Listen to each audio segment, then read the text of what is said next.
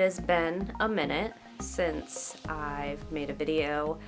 I had to take a little bit of a break because of what I'm about to tell you. This video is going to be a story time video about some events that just recently happened. The title is not clickbait. I am going to explain everything that happened. This story takes place in the couple of days leading up to Christmas, Christmas Day, and a few days after Christmas. In total, this event took place for about 6 days. I'm just gonna get into it because there is a lot to talk about. So you've probably heard the news of this huge winter storm that has impacted the eastern, mostly northeastern United States. Of course, Maine falls in that, but other places got hit much worse than we did. I guess let me start from Friday, December 23rd. That was when the storm was supposed to happen through the majority of that day. And for that day, we were planning on going to my in-laws, Dan's parents' house to celebrate Christmas. And I was a little iffy about going because of the weather, but when we woke up in the morning, it hadn't even started yet.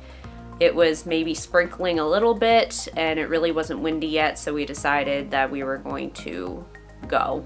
So we drove over to Dan's parents, and everything went smoothly. The wind and rain started to pick up in the early afternoon. They lost power at around 3 p.m. However, they have a generator at their house that powers the entire house. They still had heat, they still had water, they still had lights and internet, they had everything.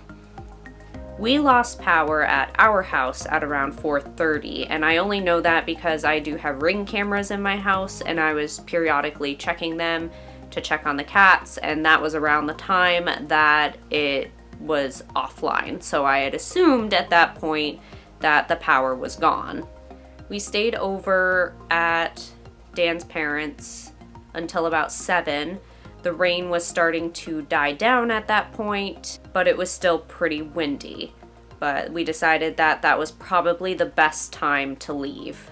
Driving down the road was interesting. There was one tree that was almost over the road, like small cars could still fit under it, but it was literally on top of a power line.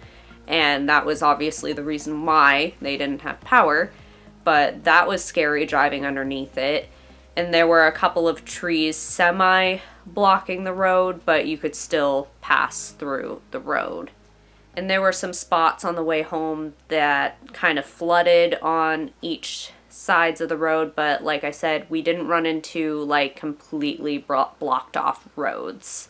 When we got home, the house was already down to about 58 degrees, so it was already starting to get chilly. So we just piled a bunch of blankets on our bed and we layered up and we went to sleep. Then Christmas Eve, we woke up, we still didn't have power. The house was down to like the upper 40s now, so it was really starting to get cold.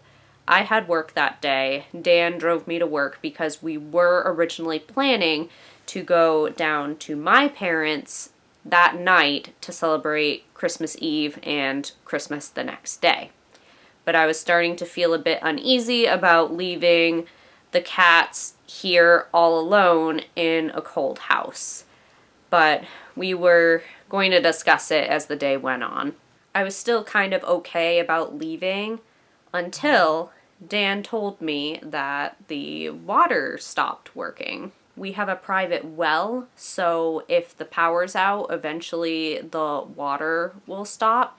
And we were also suspicious that maybe the pipes had frozen. We weren't really sure, but we were at that point where our water wasn't working, and I was really concerned about having frozen pipes. We ended up changing our plans and decided to stay here for the night just to keep an eye on the house and the cats, because it was going to be a really cold night. We got dinner out because obviously we couldn't cook anything at home, and we decided that if we still didn't have power tomorrow, then we were going to pack everything up, or pack a lot of things up. We were going to pack the cats up, and we were all going to go stay with Dan's parents until we got power back. That night was awful to sleep in. We again piled on the blankets, piled on the layers, but it was so cold. Oh my gosh. The cats were desperate for heat. I felt so bad. The temperature dropped into the 30s. I got up at like midnight. I kept waking up, going back to sleep. I got up at midnight to check the temperature, and it was down in the 30s. And I was like, oh my God, everything's gonna freeze. The cats are freezing. On Christmas Day, we got up at around 6 a.m. because we were planning now to go to my parents for a few hours instead of doing the overnight trip. The temperature was now so cold that our thermostat didn't even tell you what the temperature was anymore. It just said low. So we had no idea how cold the house was. I think the last time I saw actual numbers was 35 degrees. So we figured it was probably either at freezing or below freezing. So we were like, we can't leave the cats here. It is absolutely too cold for them. So we talked to Dan's parents, and they were going to come later in the morning to grab the cats and take them to their house for us, so that way we could still go celebrate Christmas with my family. It's about a 2-hour drive to my parents, so we drove down there for 2 hours. We only stayed for maybe 3 or 4 hours, and then we drove 2 hours back up. Before we went over to Dan's parents, we stopped by our house again to grab some more things, because we really didn't know how long we were going to be gone for. Throughout this whole time, there was like no indication of when the power was going to come back on. We live in a more rural area, so we're last or later priority than other places, so we really didn't know when the power was going to come back. So we stayed with Dan's family that night. The cats were obviously not very happy to move, but Georgia and Winry both adjusted pretty well, which was not that surprising for Winry because she was an outdoor cat and she had just got used to our home like a couple months ago. Georgia was surprising because she gets stressed out very easily, but she seemed to adjust pretty well. Patches, on the other hand, was not adjusting well at all. He was hiding. He decided to hide inside the futon that was in the room that they were staying in. So instead of underneath, he was inside it, and he sometimes wouldn't come out. He didn't eat for a full 24 hours because he was so stressed out.